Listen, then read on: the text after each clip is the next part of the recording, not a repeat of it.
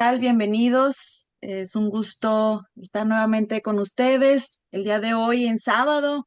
Muchas gracias a todos los asistentes que pudieron estar el día de hoy con nosotros. Y pues bueno, muy contentos de poder estar ya en la parte cierre del año con una conferencia con una gran amiga que nos está acompañando y que es experta en temas de forense, por lo que entendemos que la mayoría de todos ustedes están o trabajando o interesados en esta línea y que mejor poder hablar específicamente del tema de evaluación forense. Pero bueno, para aquellos que no la conozcan, porque bueno, sé que la mayoría de ustedes o ha estado en algún curso, en alguna conferencia o en alguna participación con la doctora Rocío López, pero para aquellos que no la conozcan, les platico que ella es licenciada en psicología, con maestría en prevención del delito y sistemas penitenciarios y con un doctorado en ciencias penales y política criminal. Es especialista en psicología forense, como lo mencionábamos, en grafología, en autopsia psicológica. Actualmente es subdirectora de evaluación en la Dirección de Evaluación e Intervención Psicológica para Apoyo Judicial en el Tribunal Superior de Justicia de la Ciudad de México, reconocida nacional e internacionalmente, invitada para participar en muchos congresos, talleres, capacitaciones, inclusive en radio, televisión, en podcast, así que es una líder de opinión en el ámbito forense y nosotros muy contentos también de que sea autora de nosotros como editorial Vesalius con el libro de Psicología Forense de la Teoría a la Práctica. Así que es un gusto y para no quitarle más tiempo, doctora Rocío, bienvenida. Un gusto que esté acá con nosotros y pues todo suyo el auditorio para iniciar con esta conferencia que titulamos Evaluación Forense en Víctimas del Delito. Así que adelante. Pues buenos días, muchas gracias a todos por acompañarnos en este sábado tan temprano, porque entendemos, bueno, pues después de ayer que fue Día de Brujas y que, bueno, mucha gente anduvo de fiesta y demás, bueno, pues sé que es un poquito difícil levantarse temprano al día siguiente, pero agradezco mucho el apoyo y la atención que pueden tener para esta conferencia. Vamos a hablar efectivamente, como bien decía la maestra Liliana, sobre la evaluación psicológica forense en víctimas de delitos. Quise enfocarlo más a delitos violentos porque creo que esto puede ser un punto muy importante para los asistentes. Mucha gente piensa que la bibliografía debe de ir al final, yo siempre la pongo al inicio, porque creo que debemos de partir de un punto, de que esto no es algo que se invente o que se diga solamente por decirlo, sino que hay varios autores que han investigado al respecto y que nos pueden ayudar o servir como referentes. Hay algunos muy importantes como David Canter, que es el primero que aparece aquí, por supuesto, el doctor Enrique Cheburúa, la doctora Lima Malvido, el doctor Manzanero, Luis Rodríguez Manzanera, ¿no? Orgullosamente mexicano, muy reconocido en el mundo. Y bueno, todos estos libros los pueden conseguir, verán que no son de años muy distantes, algunos son incluso del 2024, como el de Victimología Forense del doctor Eric García López, ¿no? Entonces vamos a encontrar información muy importante respecto a cuestiones victimológicas y que nos pueden ayudar a ir entendiendo cada vez más qué está ocurriendo en este tipo de hechos. Muy importante es identificar qué es un delito violento. Generalmente aquí nos vamos a referir a situaciones donde hay un uso importante de la fuerza, hay violencia, y esto generalmente va a provocar daños físicos y psicológicos en quien lo sufre, en las víctimas, que actualmente en nuestros procesos de justicia, sobre todo en los orales, ya tienen un papel muy relevante. Hasta hace poco tiempo, pues todo se centraba en los agresores. Actualmente la víctima tiene una participación cada vez más activa. Y lo más importante es ver cómo este tipo de eventos negativos van a impactar justamente en la estabilidad emocional de las personas. Qué tanto alguien puede contar o no con una adecuada capacidad de afrontamiento. Como se trata de eventos que son inesperados, que son de alto impacto, generalmente van a provocar un quiebre emocional en las personas. Lo que van a buscar los agresores es debilitar justamente la resistencia y van a buscar generar una sensación de indefensión. La persona se siente en desesperanza, con una situación de impotencia, y esto pues por supuesto va a afectar los mecanismos de la confianza y los recursos psicológicos de las personas. Hablar de víctimas, bueno, hay muchas definiciones. La Organización de Naciones Unidas habla de quienes han sufrido un perjuicio, un menoscabo importante en sus derechos. Y esto puede deberse a cuestiones de acciones u omisiones. Lo más importante es que van a dañar la estabilidad de las personas. Entonces, bueno, tenemos que ver aquí que la conexión víctima-victimario va a ser muy importante. Vamos a ver algunas imágenes un poquito fuertes, obviamente las traté de distorsionar un poco cambiando el color para que no sea de tanto impacto, porque tampoco queremos traumatizarlos. Sin embargo, creo que esto es importante porque nos ayuda a encuadrar o a entender básicamente qué es lo que pasa en estos casos. Dice Paz Velasco esta frase que a mí me parece muy importante, que nunca es fácil contemplar un asesinato. Sin embargo, cuando nosotros observamos a las víctimas, vamos a encontrar elementos que deja el agresor en la víctima. Si sintió ira, si se sintió traicionado o peor aún, si no sintió absolutamente nada. Porque estamos hablando de esta falta de empatía que tienen los agresores y que van a dejar plasmados elementos en las víctimas. Nunca podemos estudiar solamente a la víctima aislada, sino que tenemos que buscar justamente esta interrelación víctima-victimario para poder entender estas emociones que el agresor descarga en las víctimas. Puede ser desde daños que aparentemente son leves. Aquí vemos a una chiquita por ahí de 5 añitos que tiene marcado un golpe, una contusión que le genera una equimosis. Si hablamos en lenguaje más coloquial, pues le está generando un moretón, pero imagínense la fuerza con la que golpearon a esta niña para generar un moretón. Ustedes se habrán hecho alguno alguna vez y se darán cuenta que hay que darnos un golpe muy fuerte para que esto ocurra. Entonces, bueno, pareciera que esto no es tan grave cuando hablamos de una equimosis porque la misma ley define que este tipo de lesiones tardan en sanar menos de 15 días. No está dejando una secuela física. Esto no se considera tan grave desde la óptica legislativa. Sin embargo, ¿qué pasa con el daño psicológico? Aquí observamos un poco el ojito de la niña, uno de sus ojitos, y vemos que hay tristeza, hay una sensación de agobio, pobrecita, ¿no? Pues imagínense, alguien que debe cuidarla y la trata de esta forma, pues esta niña va a quedar en riesgo absolutamente. Si nos basamos solamente en el daño físico, no vamos a poder ayudarla. Entonces es aquí responsabilidad de los psicólogos forenses ayudar a los juzgadores a determinar el daño psicológico que esto implica, que tanto va a causar un problema en la niña. Aquí tenemos a otra chiquita de 11 años a la cual le generaron quemaduras con cucharas calientes en la parte interna del muslo.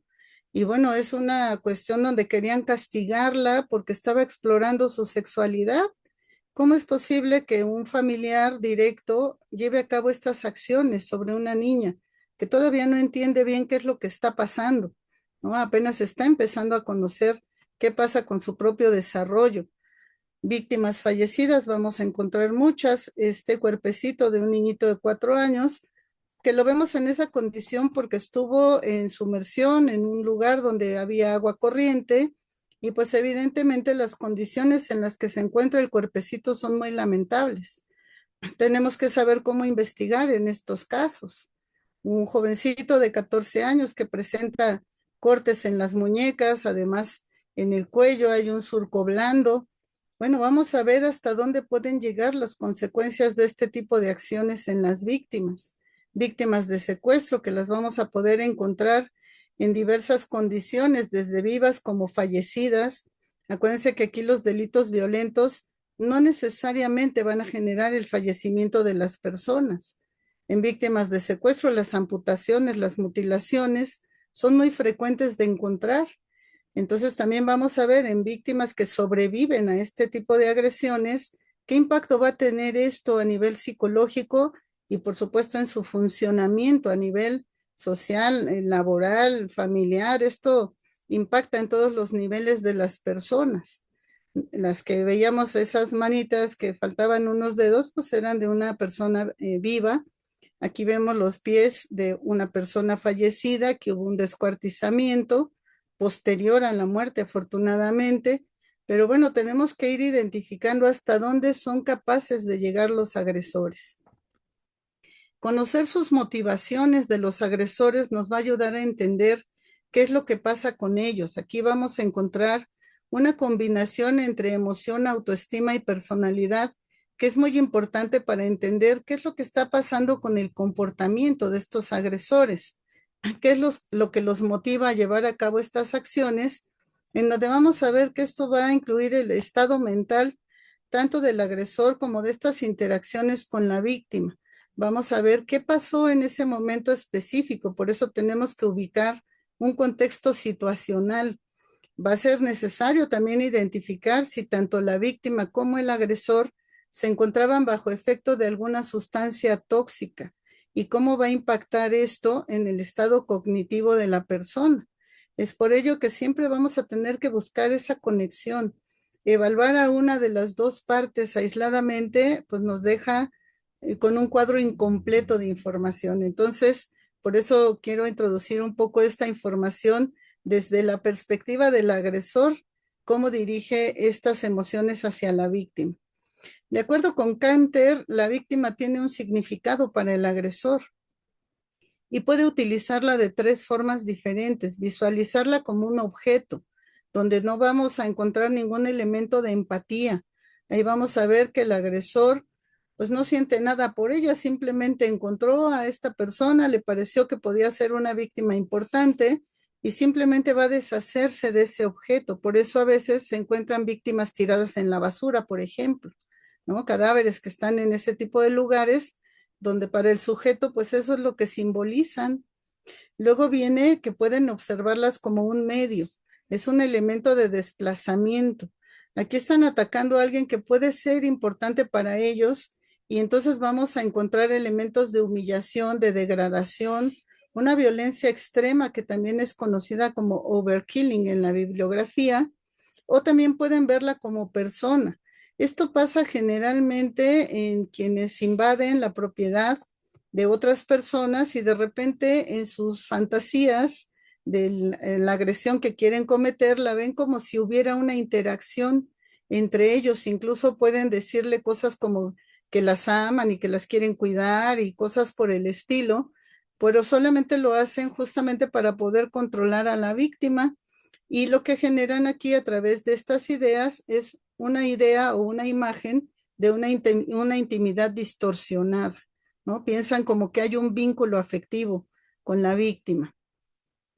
Y bueno, vamos a encontrar que hay algunas tipologías motivacionales. Aquí esto depende mucho de las necesidades tanto emocionales como psicológicas del agresor, en donde pueden estar manejando un elemento que se llama poder compensatorio. Aquí hay un elemento de la fantasía muy importante. Vamos a encontrar que se relaciona con personas muy inseguras, en donde tratan de manejar o establecer una condición de poder, sobre todo cuando se trata de agresores masculinos. También puede ocurrir que haya una aseveración del poder, en donde no van a mostrar ninguna empatía con la víctima. Más bien aquí quieren afirmar su dominio, quieren manejar este poder, sienten que es su derecho agredir a otras personas. También puede haber una aseveración del poder, una ira vengativa, en donde van a tratar de castigar los errores que ellos consideran que la víctima ha cometido, en donde vamos a encontrar un manejo excesivo de las emociones, principalmente de las negativas. La ira va a ser una de las que más fácilmente vamos a encontrar porque vemos que emplean una fuerza excesiva en contra de la persona que están victimizando. También puede haber una ira generalizada. Esto se relaciona más con el estrés que está viviendo el agresor. Y bueno, aquí no lo van a dirigir a una persona en específico. Esto lo podemos ver con los famosos school shooters, estos chicos que llegan a una escuela y empiezan a disparar a diestra y siniestra. Bueno, hay un enojo generalizado, un malestar generalizado. Puede haber también una excitación por ira. Estos son los crímenes más sádicos que vamos a encontrar, donde el sujeto va a disfrutar con el dolor y el sufrimiento de la víctima. Hay premeditación, por supuesto, y bueno, esto conlleva una humillación importante dirigida a la víctima. Puede ser que haya una situación de oportunismo.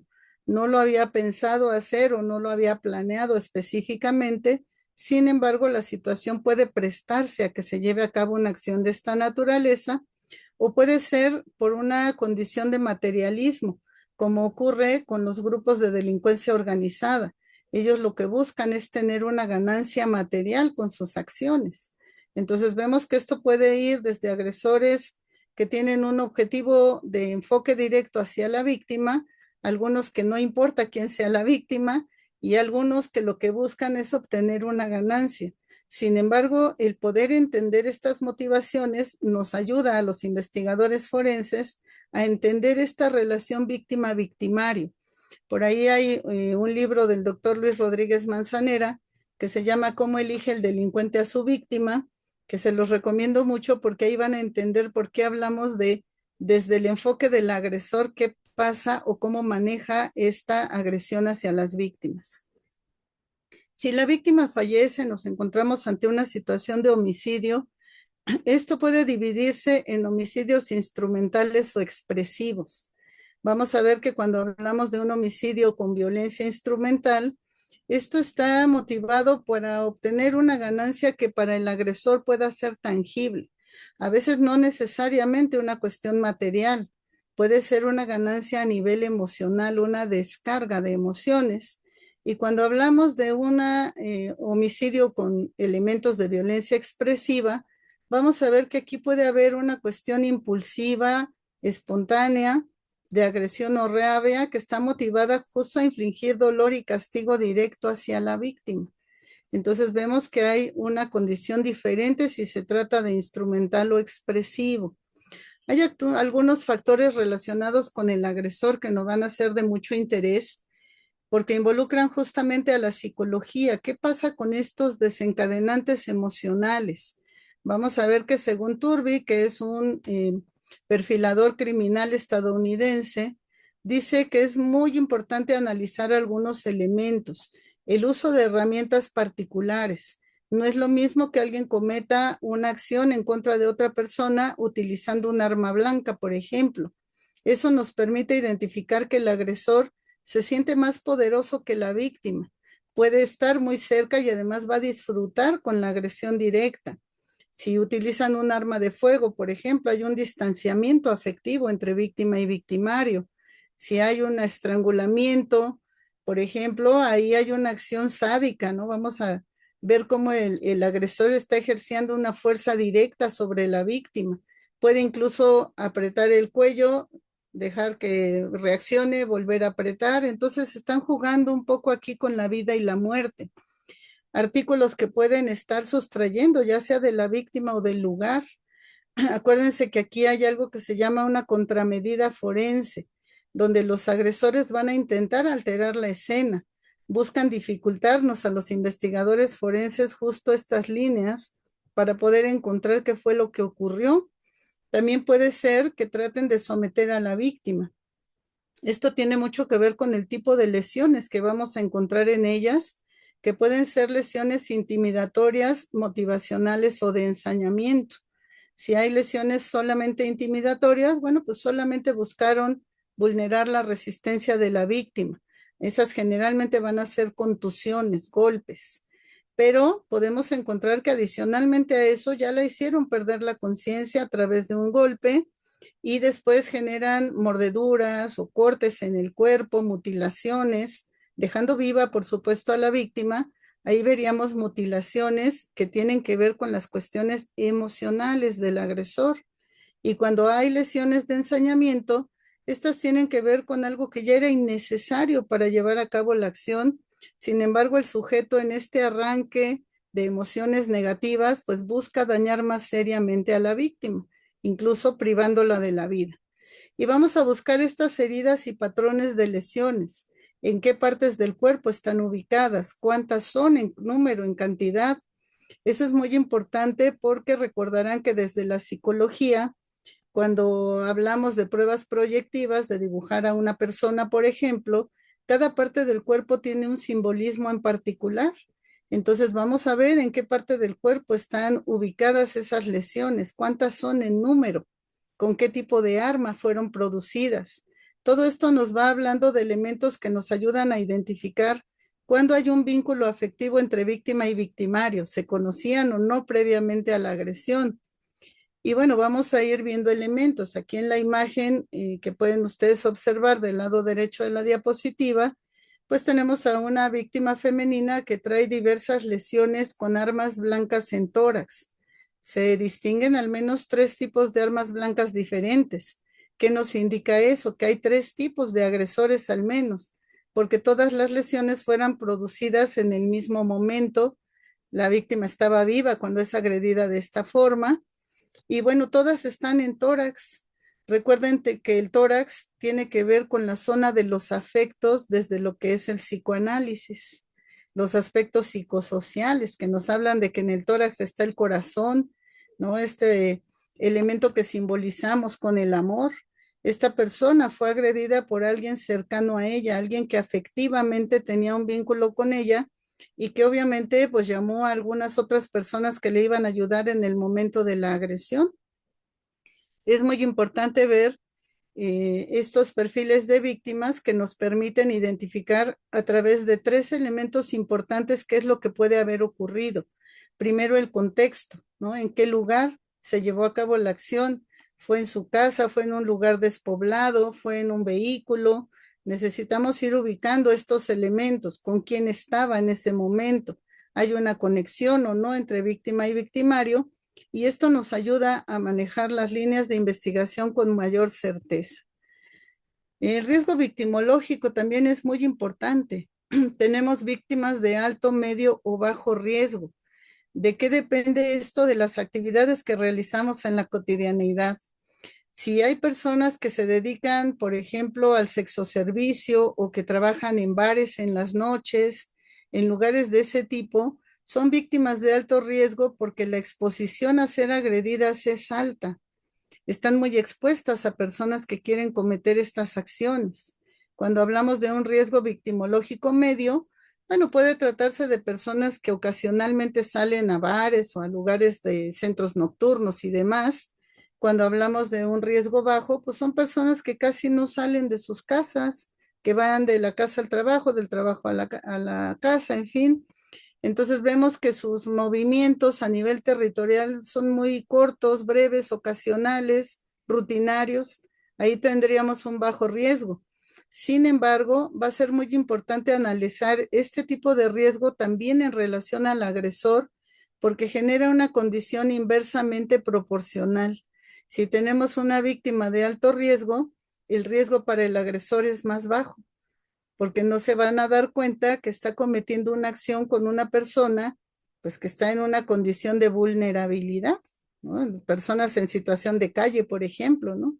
Que no va a haber quien se preocupe por ellas de manera inmediata, entonces, bueno, pueden ser agredidas con mayor facilidad. Hay algunos factores que permiten identificar este riesgo de victimización y tiene que ver con características propias de las víctimas, cómo manejan sus características de personalidad, que esto las puede llevar a ser vulnerables en sí mismas, vivir o visitar una zona criminógena.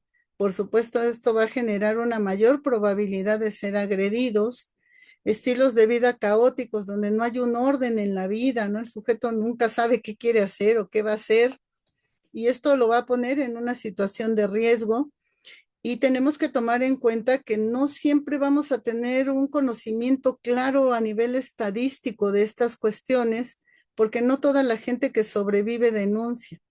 Puede ser que a veces se asuste mucho, puede ser que considere que tiene cierta culpa porque se puso al alcance del agresor, porque fue a un centro nocturno en una zona criminógena, por ejemplo, ¿no? Y entonces estos mecanismos de sentirse culpable en la víctima, pues provocan muchas veces que no denuncien.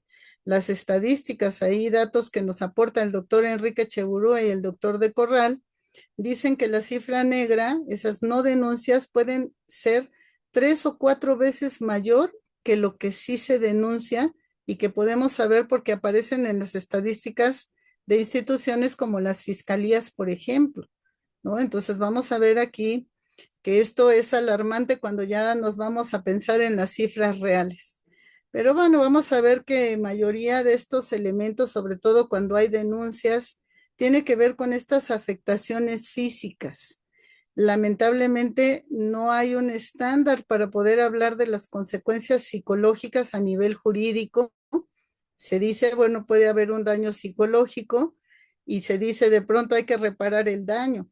Cuando hablamos de delitos violentos donde hay daños físicos y psicológicos graves en las personas o incluso que conlleven la muerte, ¿cómo podríamos reparar ese daño?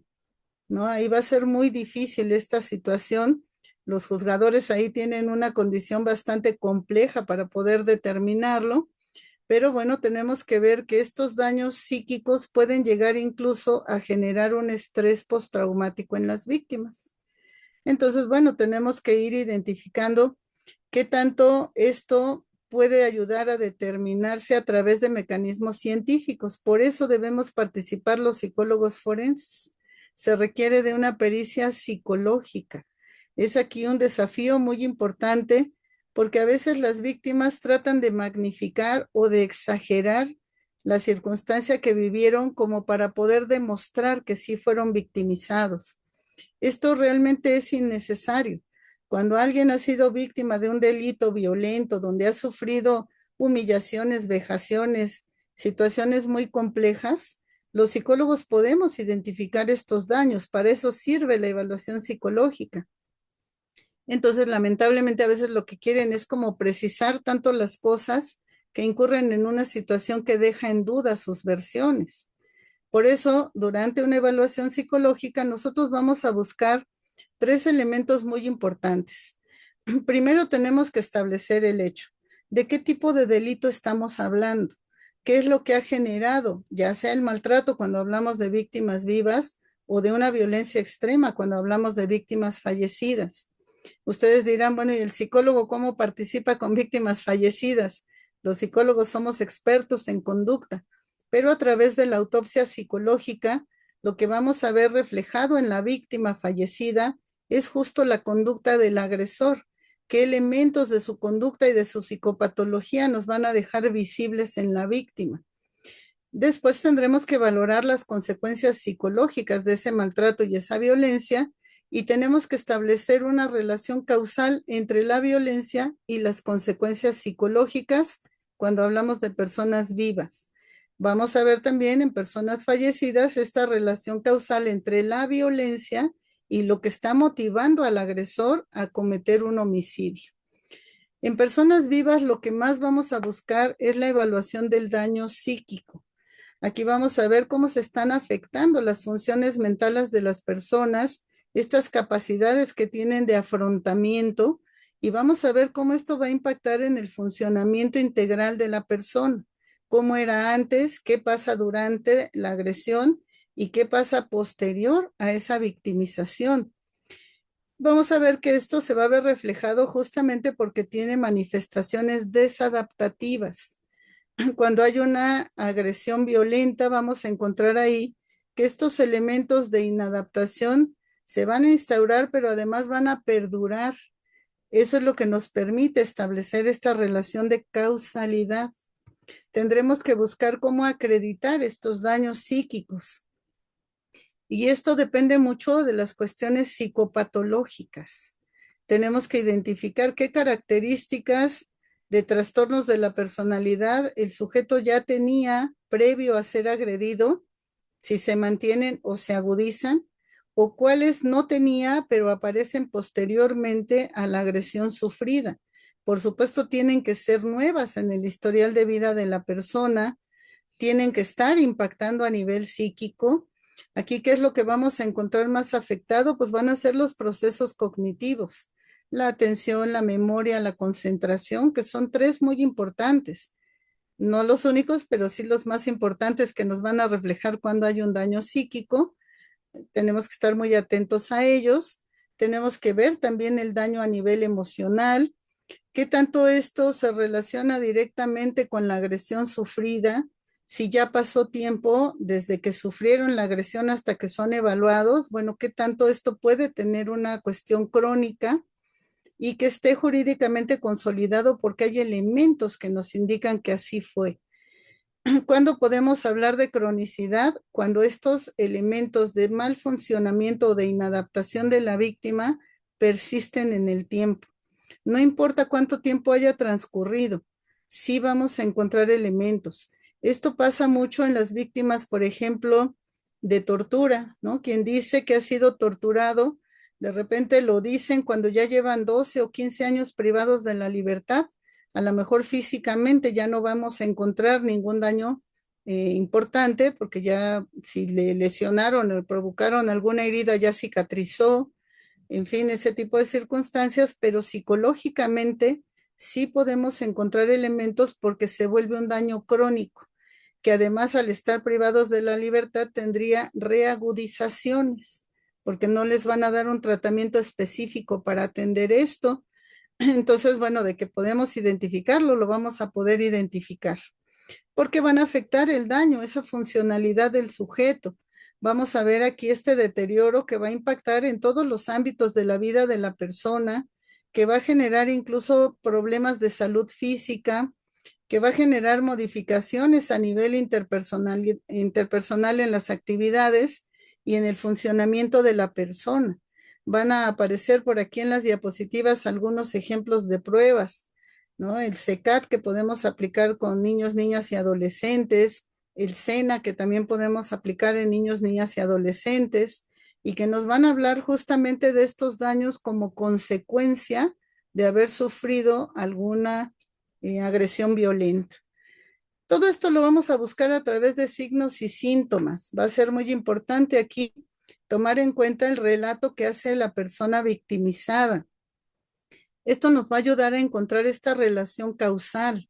De repente nos dicen, ¿por qué tendrían que aplicar una evaluación de credibilidad del testimonio en una víctima? ¿No le creen? Bueno, lo que pasa es que a veces lo que nos narran no tiene mucha lógica. A lo mejor sí lo pudieron haber sufrido, pero de repente nos dicen cosas como me taparon los ojos y yo me di cuenta que hizo tal cosa el agresor, ¿no? Por ahí tuvimos un asunto de un profesor de escuela que estaba acusado de una agresión sexual contra una niña y la niña decía que el profesor le había cubierto los ojos con un paliacate y que ella se dio cuenta que él se había puesto un chicle sobre el pene, ¿no? Cosas que decimos, bueno, si tenía los ojos cubiertos, ¿cómo supo que estaba haciendo el otro? Tenemos que ir buscando elementos que nos ayuden a determinar, bueno, si sufrió la agresión, es algo que está creando a través de la fantasía. Aquí las etapas del desarrollo psicosexual van a ser muy importantes, sobre todo cuando hablamos de delitos sexuales, o son situaciones que están siendo inducidas por otra persona, ¿no? Que también las encontramos con cierta frecuencia en las evaluaciones forenses. Entonces, por eso tenemos que a través de la evaluación buscar elementos como qué tanto se está alterando su funcionalidad. Hay una presencia o una persistencia de algún indicador que pueda ser llamativo o adicionalmente hay una interferencia en su funcionamiento donde incluso la persona deja de ser autónoma, pierde su autonomía. ¿Qué vamos a encontrar más frecuentemente en víctimas de delitos violentos? Trastornos del estado de ánimo son los más frecuentes, depresión, incluso ideación suicida o suicidio que lo llevan incluso a cabo, el trastorno de estrés postraumático o el trastorno de estrés postraumático complejo. Todo esto está determinado a través de manuales de diagnóstico como el DSM-5, el CIE-11. En DSM-5 ya tenemos la versión TR, ¿no? Entonces cada vez se van actualizando estos elementos a nivel diagnóstico que si nosotros a la hora de aplicar una evaluación los encontramos, podemos tener mayor certeza de que esto pudo haber ocurrido.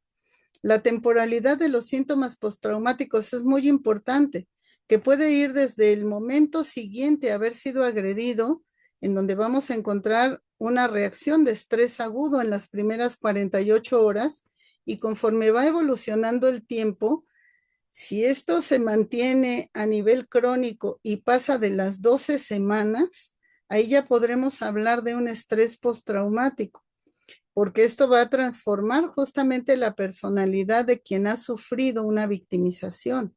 Entonces, la temporalidad va a ser un elemento que los psicólogos forenses debemos tomar muy en cuenta.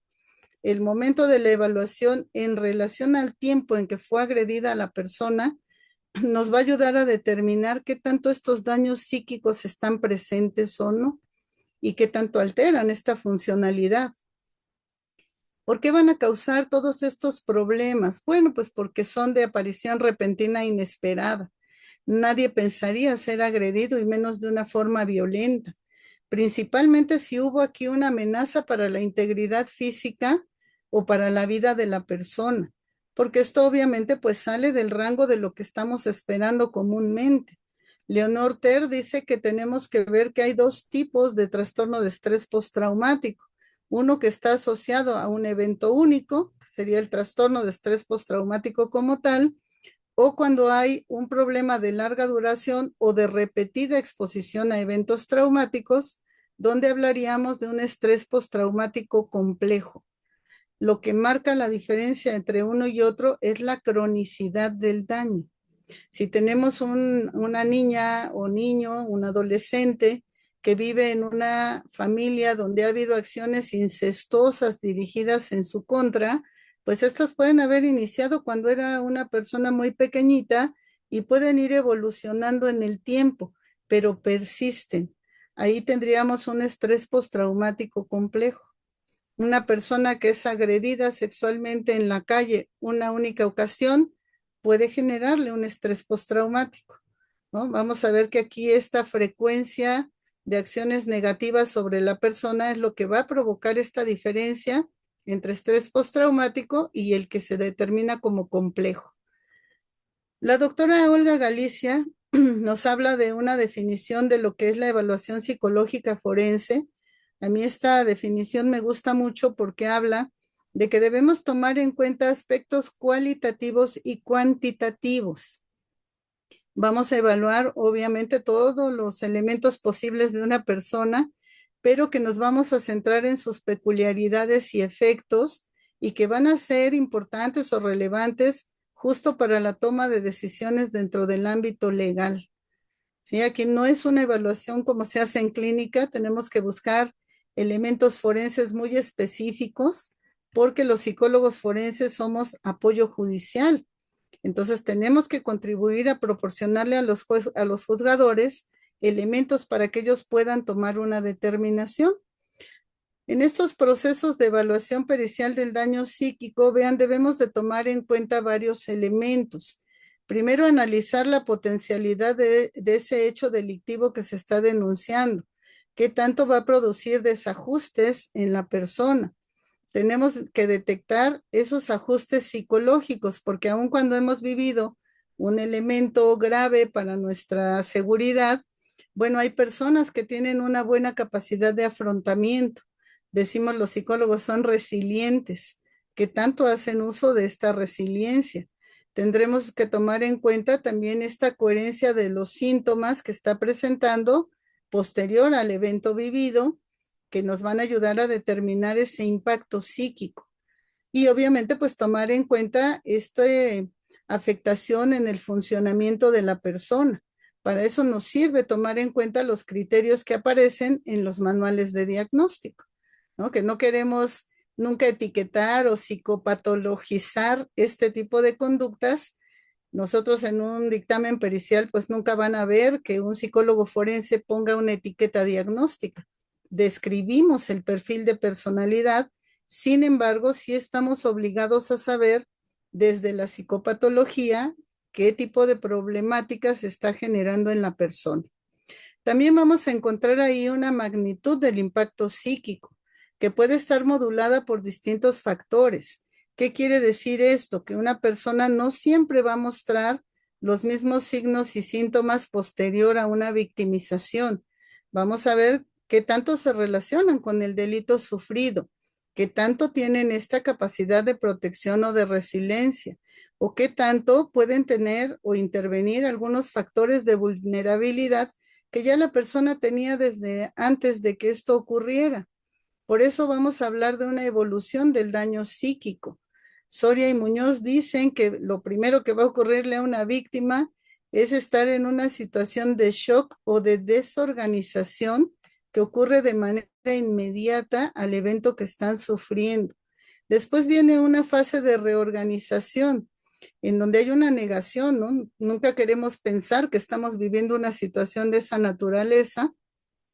Y posteriormente viene una recuperación o cronificación de esa sintomatología traumática, porque puede ser que la persona tenga muchos elementos positivos para afrontar la situación o sea muy resiliente y entonces puede recuperarse, o se trate de una persona que es mucho más vulnerable y esto va a provocar una cronificación de esa sintomatología traumática.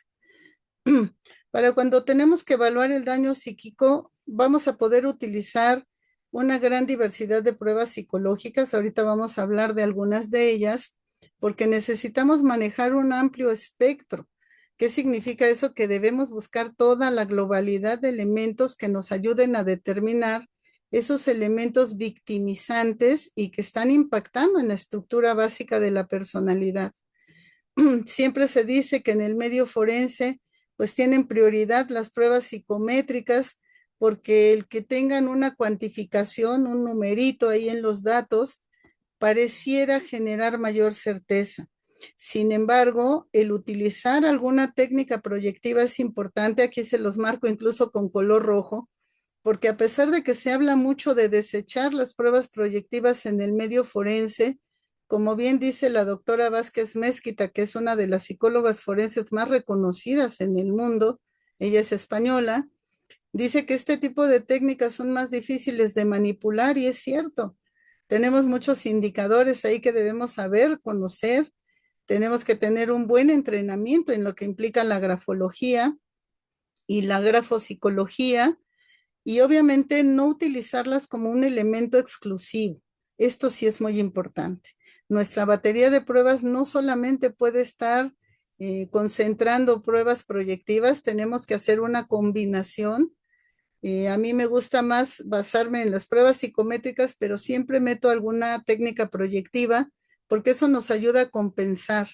Las técnicas psicométricas, aun cuando nos dan una cuantificación o un numerito, de repente son más fáciles de manipular, porque si un sujeto quiere decir que fue gravemente victimizado, nos dicen algunas de estas pruebitas, ¿no? Por ponerles un ejemplo.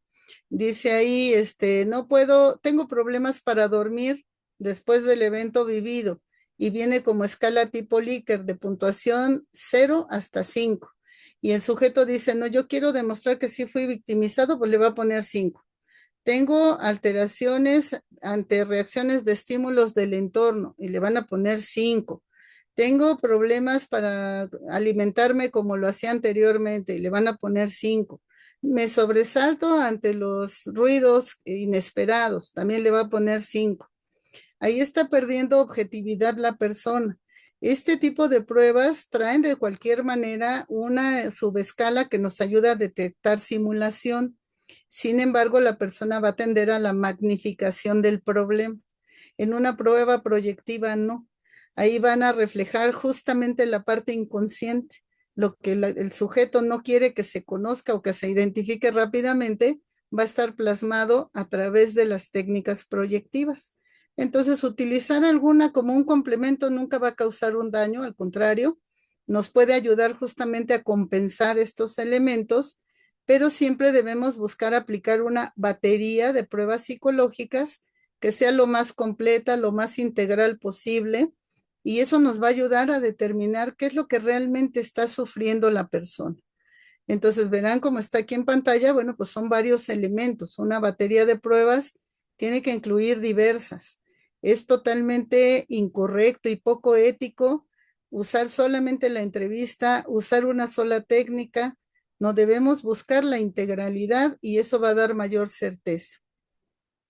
Los procesos traumáticos siempre van a afectar distintas áreas importantes de las personas, el área afectiva, cognitiva, conductual, de relaciones. Y esto lo podemos ir identificando justamente a través de lo que se altera en la persona.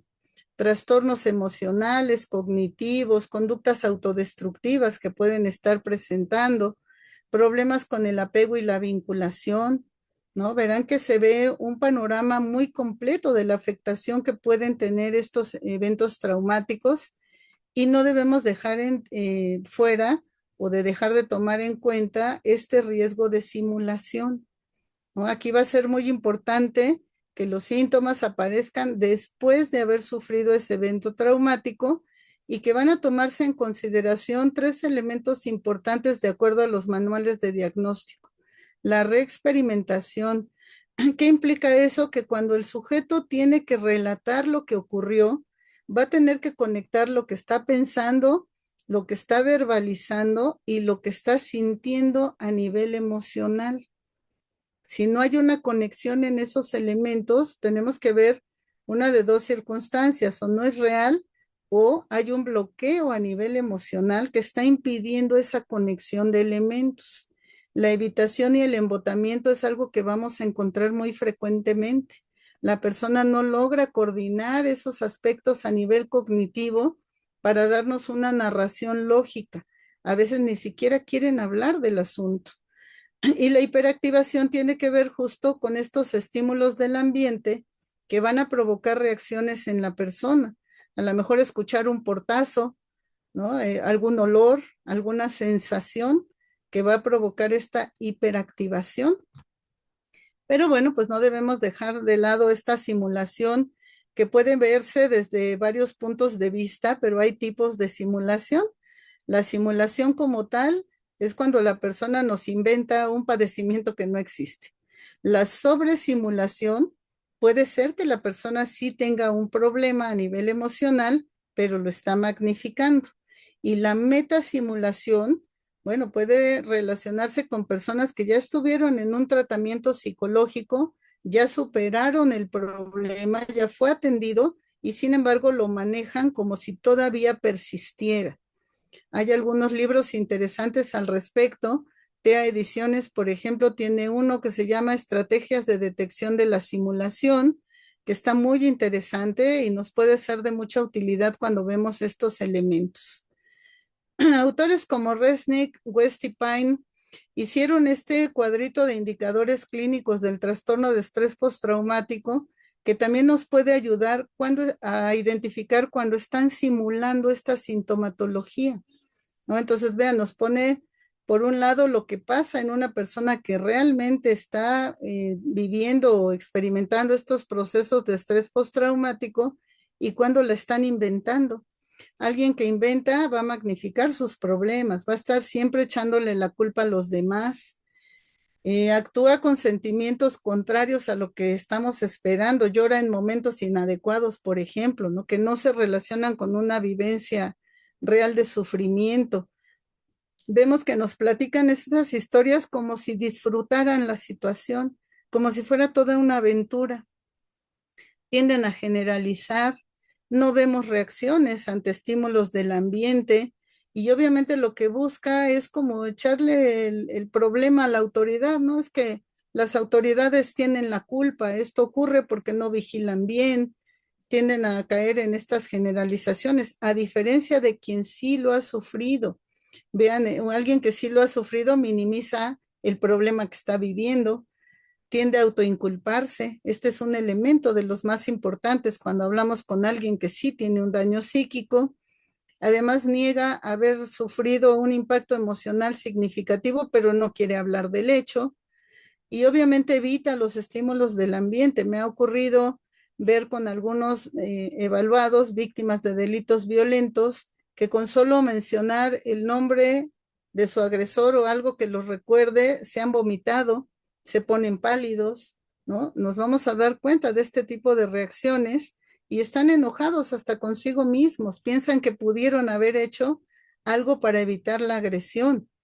Vean que hay diferencias significativas cuando es genuino y cuando es simulado. En este tipo de evaluaciones, pues verán que también tenemos muchas pruebas psicológicas. A veces nos preguntan, bueno, ¿y cuál es la idónea? ¿Cuál es la mejor? Las baterías de pruebas tienen que ser flexibles, adaptables y contextuales. Depende de la persona, del objetivo pericial, de sus características como la edad, la ocupación, la escolaridad incluso a veces las cuestiones culturales, ¿no? Tenemos que tomar en cuenta muchos elementos. Aquí yo les pongo algunos de los que se pueden utilizar, pero no son los únicos.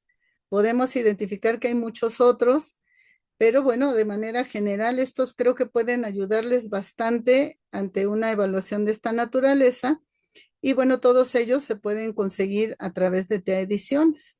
El EGEP, por ejemplo, que ya se cuenta con el EGEP 5, nos ayuda mucho y les decía yo que estos tienen escalas para detectar simulación. ¿Cómo podemos verlo? Bueno, en este gráfico que tenemos del lado izquierdo de la pantalla, vean estas dos líneas, nos hablan de la probabilidad de normalidad estadística, lo que sería esperado en personas que no tienen un sufrimiento emocional. Vean, en el caso de esta persona, reexperimentación, evitación y embotamiento, hiperactivación, están en un nivel medio, exactamente a la mitad de lo que sería esperado en personas comunes y corrientes que no han sufrido una victimización.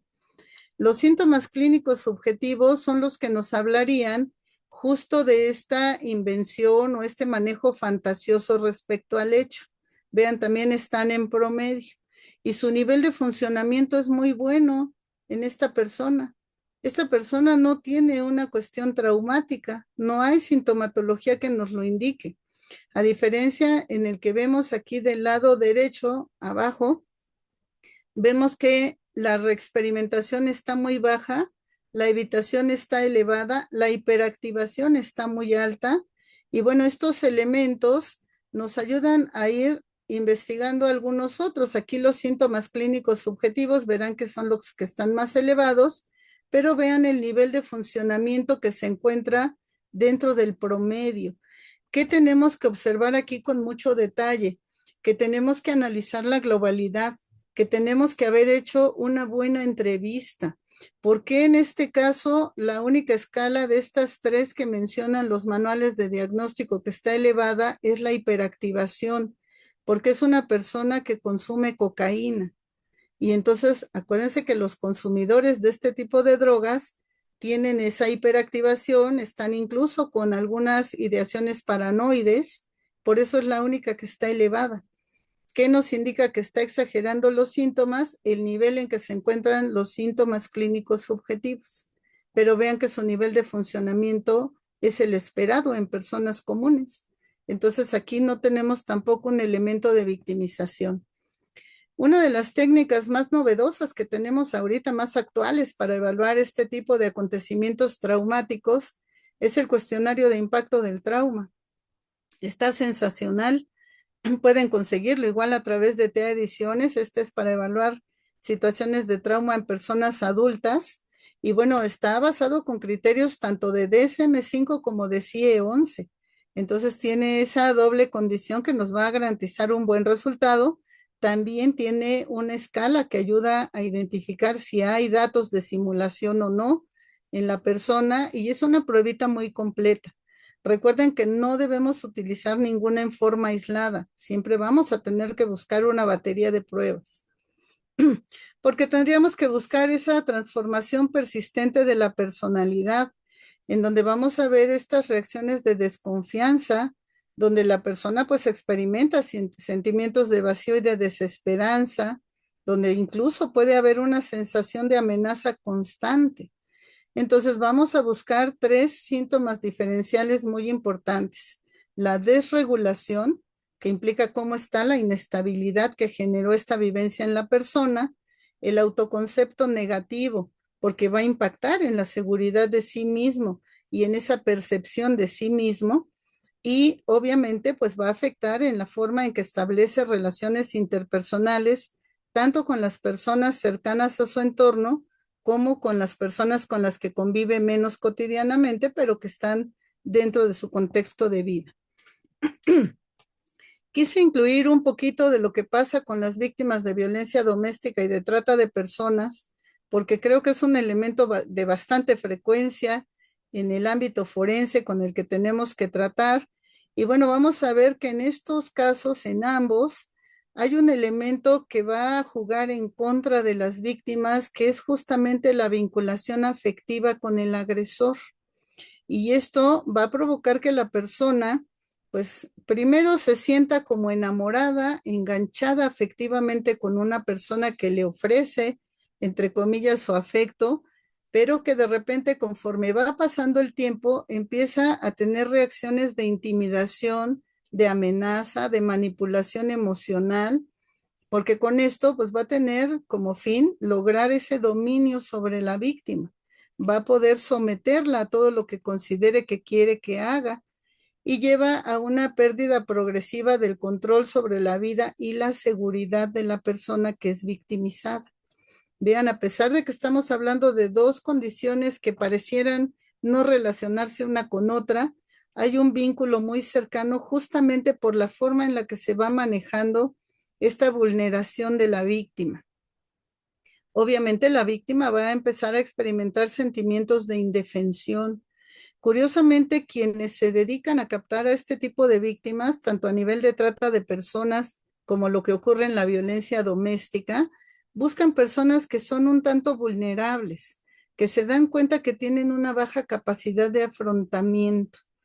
Y lo que vamos a encontrar más comúnmente en ellos, sobre todo en las víctimas, que se presenta lo que se conoce como un síndrome de adaptación paradójica, donde hay una combinación de conductas, ¿no? En donde la persona sí se siente mal por cómo la están tratando, pero al mismo tiempo minimiza esa parte negativa, percibe como positivas las agresiones del sujeto, del violentador, porque dicen, bueno, es que yo provoqué que se enojara, yo provoqué que me golpeara. Vean, están culpabilizándose a sí mismas. Igual pasa con las víctimas de trata, ¿no? Es que yo permití, yo acepté estar en esta condición, lo estoy ayudando a su agresor para que él salga adelante de ciertas dificultades, porque el vínculo afectivo pues va a impactar de manera significativa en estas personas. Este síndrome de adaptación paradójica se va dando por pautas, por fases. Primero viene un desencadenante, ¿no? Ya pasó esta etapa de enamoramiento y viene una primera agresión. ¿Qué pasa con la víctima? Que se desorienta, va a empezar a experimentar incertidumbre, busca elementos compensadores. Sí me golpeó, pero después me regaló unas flores, prometió que nunca iba a volver a pasar, ¿no? Y entonces hay ahí una ambigüedad a nivel cognitivo. Luego hay que ver cómo maneja el afrontamiento. Generalmente vamos a encontrar en estas personas depresión y estrés, que va a conducir a la persona a una resistencia pasiva. Para que no me pegue, mejor hago lo que me dice, lo que me pide. Viene una adaptación porque ya hay un deterioro tanto físico como mental y hay un sometimiento progresivo. Y esto puede llegar a un extremo de un concepto que me gusta que maneja Rodríguez Cravallida y conocidos colaboradores, que se llama terrorismo íntimo, en donde se habla de un patrón sistemático, unidireccional, continuado y de intensidad creciente, que va a provocar que la persona se sienta totalmente enganchada, pero vulnerada con este tipo de agresores. Esto, pues evidentemente va a afectar en este procesamiento de la memoria y de la información. Vamos a ver cómo las víctimas van a tratar de recuperar esta memoria autobiográfica. Aquí los aspectos neuropsicológicos son muy importantes y también hay pruebas psicológicas, de neuropsicológicas, que nos van a ayudar a identificar cómo se está dañando el cerebro de las personas ante este tipo de vivencias. Álvarez nos hace una clasificación de los tipos de memoria y el recuerdo que es muy importante tomar en cuenta. ¿Qué pasa cuando hablamos de una memoria episódica? Un momento de nuestra vida. Si yo les preguntara cómo celebraron su cumpleaños del año pasado, pues mayoría lo recordamos. Es un episodio importante y placentero de nuestra vida. La memoria es semántica. Vamos a ver cómo manejamos los conceptos sobre las cosas y las personas que están en nuestro entorno. Si yo les dijera, háganme su autobiografía, que también es un elemento que podemos utilizar como técnica de evaluación, bueno, pues tendrán que narrarme cronológicamente cómo fue su desarrollo de vida. Pero hay también una memoria autobiográfica traumática, que tanto hemos vivido situaciones difíciles en nuestra vida y que tanto podemos recordarlas realmente.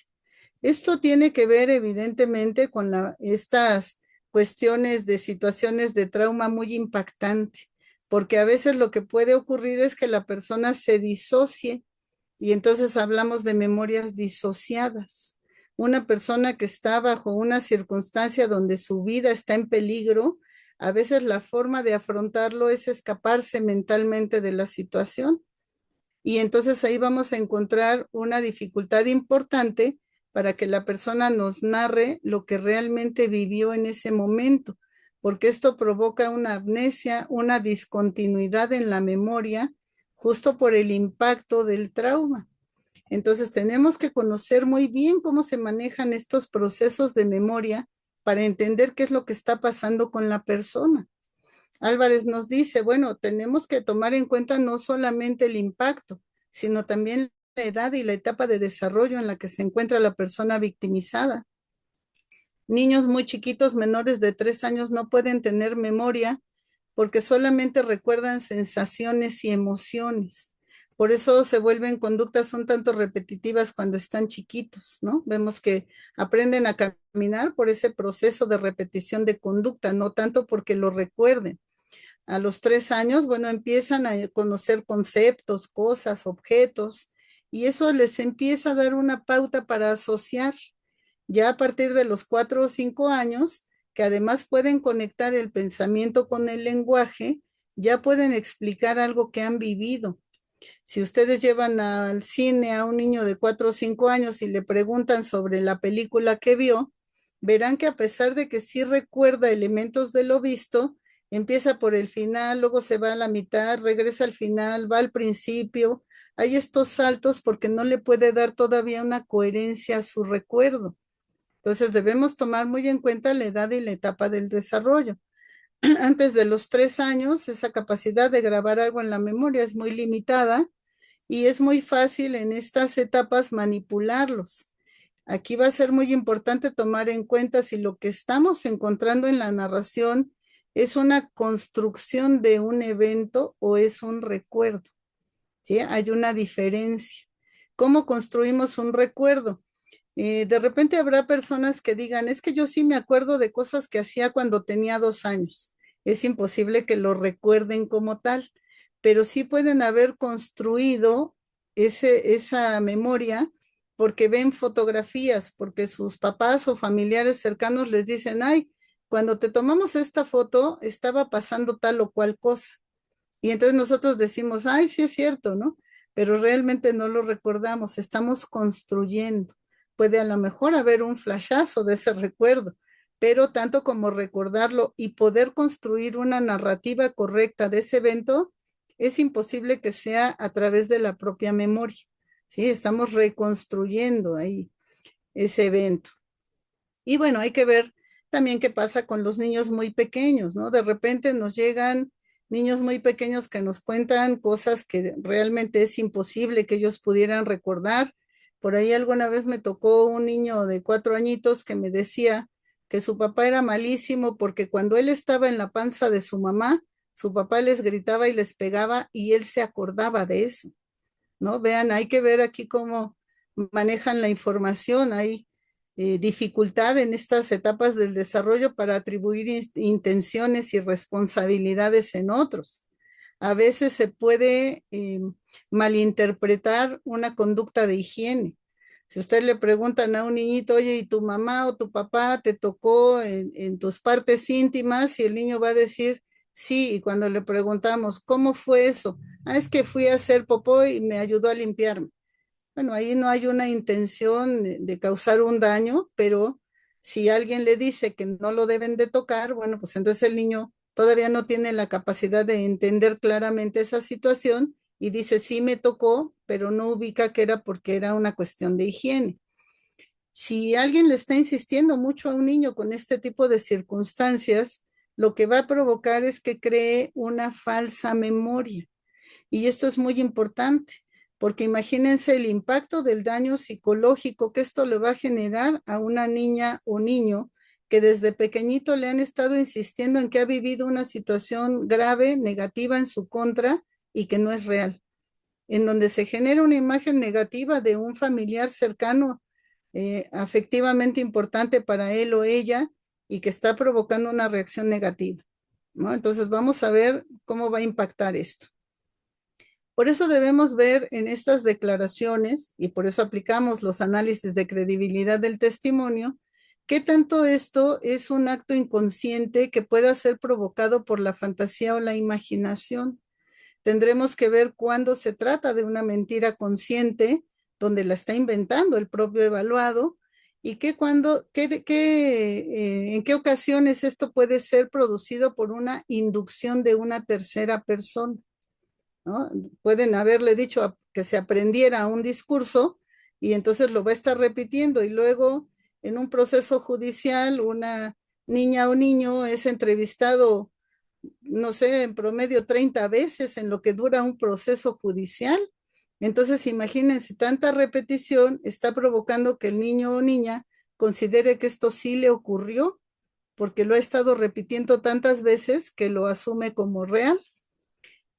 Bueno, en estas cuestiones de estrés postraumático vamos a ver que se desbordan mucho las emociones, ¿no? Esta cuestión de que es una circunstancia poco previsible, que genera indefensión, que genera incertidumbre, perdón, pues va a generar elementos perturbadores y dañinos en donde la persona pues se siente que está a merced de otro.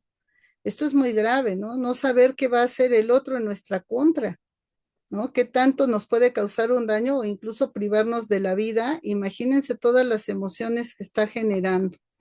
Por eso una evaluación psicológica forense, pues tiene que ayudarnos a manejar de manera integral todo lo más que se pueda conocer de la persona evaluada y obviamente pues tendremos que buscar elementos psicopatológicos de trauma, de credibilidad del testimonio, no dejar de lado esta probabilidad de engaño, porque tendremos que conocer a través de aspectos volitivos y cognitivos de la persona lo que realmente ocurrió. Lo más importante, recuerden que no vamos a plasmar un diagnóstico como tal en un informe pericial. Lo que vamos a hacer es hablar de un perfil de personalidad de la víctima cuando estamos hablando de víctimas, del agresor cuando hablamos de quien está siendo imputado por estos hechos y podríamos incluso valorar las situaciones de riesgo y de peligro de reincidencia. El alcance que tiene aquí la psicología forense es muy importante, pero debemos estar bien capacitados, debemos formarnos correctamente, informarnos también, estar actualizados y a la vanguardia en cuanto a bibliografía, técnicas psicológicas y demás que nos permitan cubrir todo este panorama para realmente como peritos ser parte de un apoyo judicial. Por mi parte, eso es todo. Bueno, obviamente les muestro una imagen del libro que publiqué con Vesalios, que fue quien organizó esta conferencia el día de hoy, que pueden conseguir directamente a través de la editorial, a través de la página de la editorial. Les dejo mi correo electrónico también para cualquier duda, comentario o aclaración que en el momento no pudiéramos manejar por cuestiones de tiempo. Vi que por ahí alguien levantó la mano en algún momento de la conferencia. Ahorita podemos platicárselos, pero la dinámica era primero terminar con todo el panorama de información y luego contestar a las preguntas que ustedes tengan. Y bueno, pues no sé, Lili, tú nos indicarás. Sí, doctora, muchas gracias. Excelente conferencia. Y sí, como bien comenta, nos faltó al principio mencionar la dinámica de preguntas al final, pero bueno, vamos ahora sí a entrar a esta parte de preguntas y darle pues la palabra a, veo que es Emanuel Flores, que estuvo ahí con su mano levantada y que adelante, Manuel, ahí puedes abrir tu micrófono para que puedas. Buenos días, Adelante. tardes creo ya. Hola.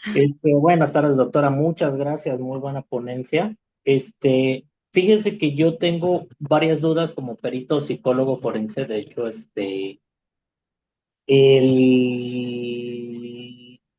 hace algunos años que yo entré a la fiscalía donde trabajo, no la voy a quemar, no le voy a decir de qué estado. Me di cuenta que mucha de la práctica forense que tenían distaba mucho porque pues yo me preparé antes de entrar, cuando estaba en mi proceso de evaluación y demás, cuando yo llegué y me dieron los formatos con los que tenía que trabajar, pues distaba bastante.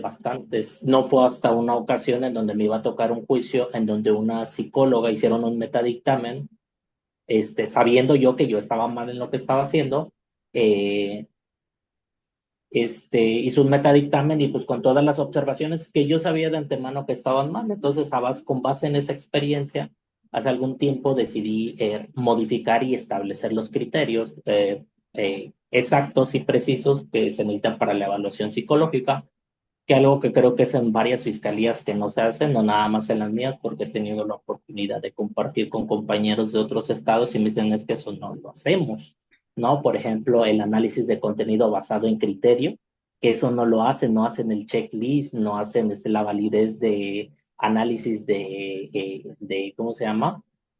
De declaración, o sea, digo, no creo que sea la única mi fiscalía la que tiene esas deficiencias, pero incluso para el manejo de pruebas era lo que le iba a preguntar. Hay un compilado, creo, de la Suprema Corte de Justicia, en donde hay un determinado de pruebas que se debe de utilizar, o sea, no podemos usar todas, debemos utilizar unas cuantas que son las que validan. Entonces, aquí en este sentido, por ejemplo, si en algún momento considero yo que una de las pruebas no me es suficiente de las que me dicen ahí y tengo la necesidad de utilizar alguna otra prueba, ¿cómo puedo evitar que sea controvertido? Bueno, es que lamentablemente de repente en las instituciones como que manejan baterías estándar de pruebas. Aquí Ujú. acuérdense que los peritos somos los únicos que podemos determinar cuáles y cuántas debemos de aplicar. Va Sí, a de ser, hecho eso es lo que yo he dicho, yo les he dicho pues en juicio de que es que, bueno, primero, mi código ético profesional, por ejemplo, en algún momento me di cuenta que si le preguntaba yo, les dice el manual, bueno, el de la Suprema Corte, vas a utilizar para ansiedad Beck, y ya ve que son frases nada más, pero le digo, pero yo no puedo contextualizar lo que me está diciendo, perfilarlo con mi CASIC y entonces digo, voy a utilizar el de Hamilton porque está más completo, ¿no? Entonces, ya con el Hamilton sí puedo hacer como que la consideración ansiosa. Me dicen, sí, de hecho, no, pues me dice, sí, pero es que el Hamilton no está, le digo, sí, pues, pero es que con mi código ético profesional dice que yo puedo adaptar a necesidad. No es, o sea, yo determino que no me funciona yo lo puedo hacer. Lo bueno es que, bueno, sale uno avante con esta explicación, pero sí les digo, a veces sí me limito un poco en extender algo más porque también la parte de la fiscalía, el abogado a veces no objeta, a veces no conoce bien las técnicas y pues sí me limito por el miedo a que el abogado en algún momento, que yo ya di una explicación del por qué, cuando me hacen el interrogatorio del por qué utilicé estas pruebas, en el contrainterrogatorio, pues él no me ayuda, ¿no? Él no me auxilia, entonces sí a veces sí me limito un poco en esta parte. La segunda observación, me hablaba sobre las etapas psicosexuales. Esto no me tocó a mí, le tocó a un compañera, perdón, porque dentro de nuestro código ético profesional dice que solamente, obviamente, vamos a utilizar técnicas, instrumentos y teorías basados en evidencia científica. Entonces, creo que se dio en alguna ocasión en que habló de las etapas de Freud psicosexuales y le controvertí en auxilio con una psicóloga forense, la parte defensora, pues sí le contravirtió mucho, incluso le tumbó su dictamen porque pues dice, su código ético profesional dice que no puede utilizar o guiarse bajo este criterio. Entonces yo le decía a mi compañero, bueno, y entonces los mecanismos de defensa, entonces no existen, existen o no existen. Ahí, ¿cómo se le puede hacer en esta parte, doctor? acuérdense que la psicología es una ciencia fáctica, no es una ciencia exacta. Nosotros nos Exactamente, del basamos en noventa y cinco hechos. por ciento le decía yo a mi compañera, subjetiva. A mí sí me han pedido psicólogos forenses, del Estado de México. De hecho, tengo ahí incluso un metadictamen ya. El que fue el único que me pidieron es la etiqueta psicológica. Le digo, es que yo no, yo te doy la huella psicológica. ¿qué es lo que me corresponde? Las características y criterios que yo, pero yo no te puedo dar un diagnóstico. No, es que sí, revisa tu manual, revisa, y muy especializada, no le doy el nombre tampoco para no quemarla, y no sé que vaya a andar por aquí, no sé que vaya a andar por aquí, pero sí, o sea, se pusieron en el aspecto en que yo les tenía que dar un diagnóstico, luego es una evaluación, y como lo dice el manual de psicología forense de la Suprema Corte, son dos sesiones con un tiempo determinado, dependiendo de la edad, dependiendo de las condiciones, dependiendo del grado de vulnerabilidad, que se tiene que tomar un tiempo, pues, entonces yo no puedo hacer un diagnóstico si yo tomo como base el diagnóstico que se utiliza geriátrico en la milicia, que son de 4 meses para un diagnóstico, entonces yo no te puedo dar un diagnóstico porque me estaría yendo exageradamente, eh, pues incluso sobre mis capacidades, porque son mínimo de 3 a 6 meses para hacer un diagnóstico clínico. Entonces, ¿ahí cómo se hace, doctora, para pues mitigar o amortiguar esa parte en donde el abogado de la fiscalía no me ayuda y donde la defensa pues está muy punitiva en quiero un diagnóstico?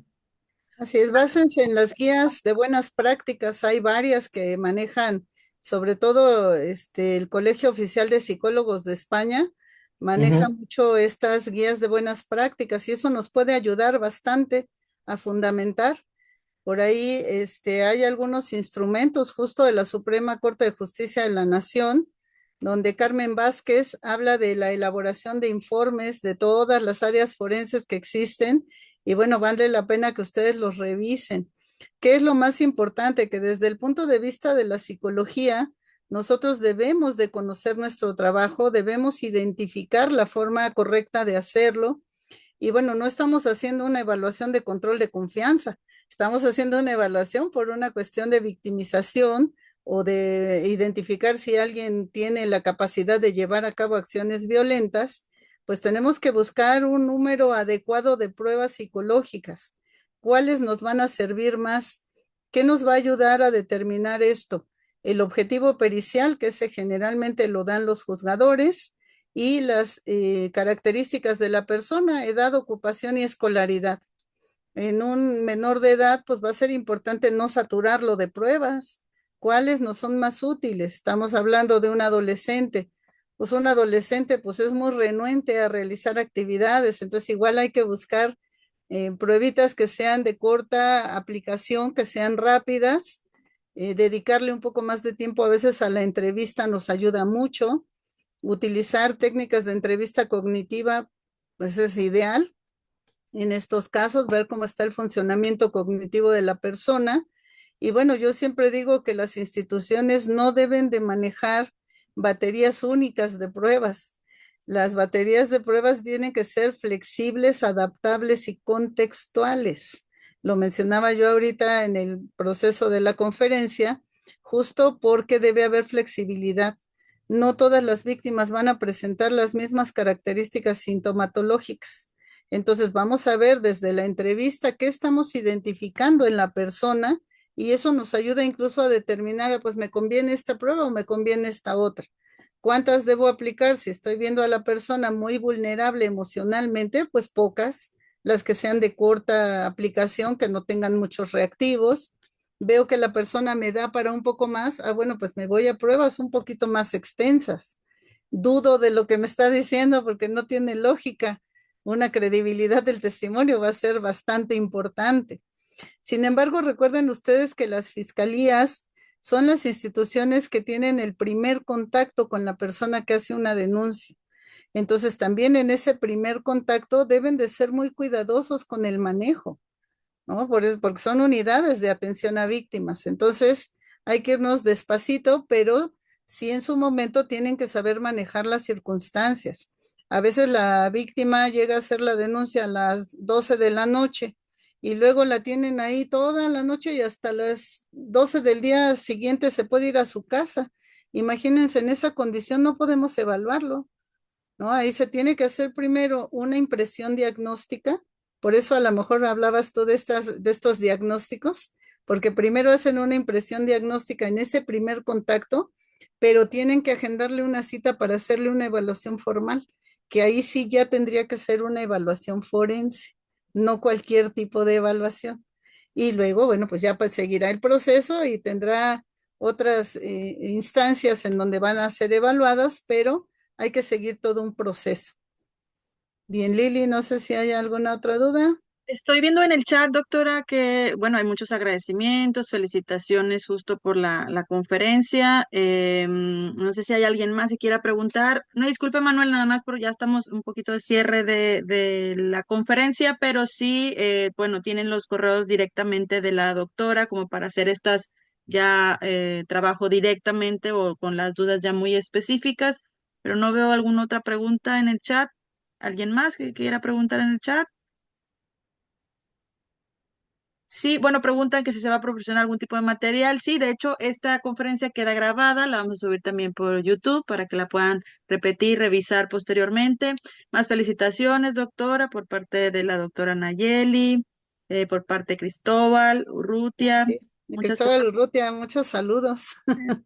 Algunos amigos que veo de Tampico también, muchos saludos. Sí, entonces, pues bueno, si ya no hay más dudas, agradecerle, doctora, por como siempre todo su conocimiento, experiencia que podemos compartir, que obviamente en una hora, hora y media a lo mejor es muy breve, pero que siempre es muy importante para seguirnos capacitando, seguir actualizándonos y que bueno, como bien comentaba la doctora, todos los materiales que comentó aquí o algunos de ellos también están de venta en Vesalius. Recuerden visitarnos en Pruebas Psicológicas Vesalius, ahí pueden encontrar inclusive el libro de la doctora que también es base importante para también seguir en estas actualizaciones en temas de psicología forense. Pues no si quiera agregar algo más, doctora, de cierre. Pues nada más agradecerles a todos la atención, el haber acompañado, habernos acompañado en esta mañana. Sé que algunos están desvelados y demás, pero bueno, pues gracias por acompañarnos, gracias a Vesalios por la información y por la difusión de todos estos temas que creo que son de mucho interés y de importancia para quienes nos dedicamos a esto. Y bueno, pues sigan capacitándose y echándole ganas para que seamos cada vez mejores psicólogos forenses. Muchas gracias a todos y lindo día.